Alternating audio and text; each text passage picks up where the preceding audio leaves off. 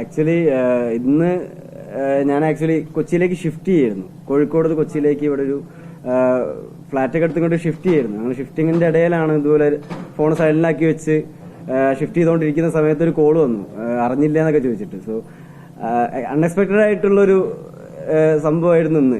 അത് ഇപ്പോഴും മൈൻഡിലിട്ട് പ്രോസസ് ചെയ്തുകൊണ്ടിരിക്കുകയാണ്. ഇപ്പോൾ സംഭവിച്ച കാര്യങ്ങൾ ഐ തിങ്ക് ഒരു 1 hour മുമ്പേ സംഭവിച്ച കാര്യങ്ങളൊക്കെ ഇപ്പോഴും പ്രോസസ് ചെയ്തുകൊണ്ടിരിക്കുകയാണ്. ഹാപ്പിയാണ്, എന്താ ഭയങ്കര ഹാപ്പി ഉണ്ട്. കുറെ വേർഡ്സ് ഒന്നും പറയാൻ കിട്ടുന്നില്ല. ഇപ്പോ എന്താ വെച്ചാൽ എനിക്ക് മാത്രമല്ല, ഹോൾ ക്രൂ 5 കാറ്റഗറിയിലെങ്ങാനും നമുക്ക് അവാർഡ് കിട്ടിയിട്ടുണ്ട്.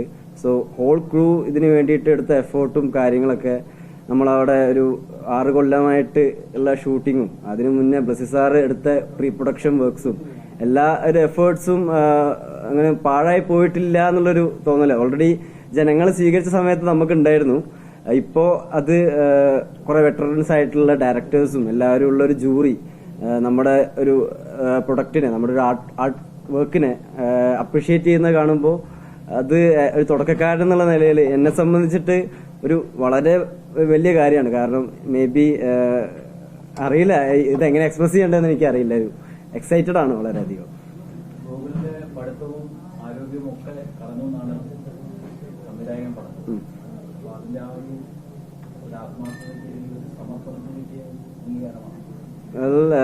ഇപ്പോ ഈ ഒരു സിനിമ ചെയ്യുന്ന സമയത്ത് എന്നെ സംബന്ധിച്ചിട്ട് എനിക്ക് ഒരു സിനിമയിൽ ഒരു ആക്ട് ചെയ്യണം.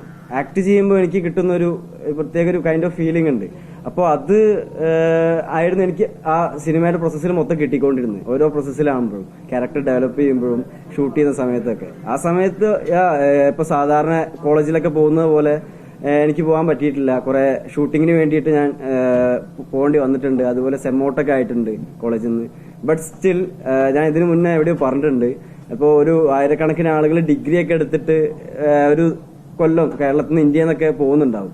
ബട്ട് ആടുജീവിതം പോലുള്ളൊരു സിനിമയിൽ ഒരു മേ ബി ഒരു മാഗ്നം ഓപ്പസ് ആയിട്ടുള്ള മോളിവുഡിന്റെ തന്നെ മാഗ്നം ഓപ്പസ് ആയിട്ടുള്ള ഒരു സിനിമയിൽ ഇത്ര ഒരു പിവോട്ടൽ ആയിട്ടുള്ള ഒരു ക്യാരക്ടർ ചെയ്യാൻ കിട്ടുക എന്നുള്ളത് അങ്ങനെ എല്ലാവർക്കും കിട്ടുന്ന ഒരു ഭാഗ്യമല്ല. സോ എന്റെ സ്വപ്നം ഈ ഇത്ര അടുത്ത് ഇങ്ങനെ നിൽക്കുമ്പോൾ ഞാൻ അതിനെ കുറച്ച് കൈ എത്തി പിടിച്ചു. അപ്പോ അതിനൊക്കെ കിട്ടിയൊരു അംഗീകാരമായിട്ടാണ് എനിക്ക് തോന്നുന്നത്. പിന്നെ ബ്ലസി സാർ എന്നെ കാര്യത്തിൽ ഭയങ്കരധികം കൺസേൺഡ് ആയിരുന്നു ആ സമയത്തൊക്കെ. കാരണം എന്റെ ഇതുപോലെ പഠിത്തം പോയി, ഹെൽത്തൊക്കെ കുറച്ച് വീക്കായി. ആ സമയത്ത് അമ്മയൊക്കെ ബ്ലസി സാറെ വിളിച്ച് ചീത്തയൊക്കെ പറഞ്ഞിട്ടുണ്ടായിരുന്നു. അപ്പൊ ആ ഒരു സമയത്തൊക്കെ ബ്ലസി സാർക്ക് ഒരു കൺസേൺ ഉണ്ടായിരുന്നു, ഒരു ആളുടെ ഒരു മകനെ പോലുള്ള ഒരു കൺസേൺ എന്റെ അടുത്ത് തന്നിട്ടുണ്ടായിരുന്നു.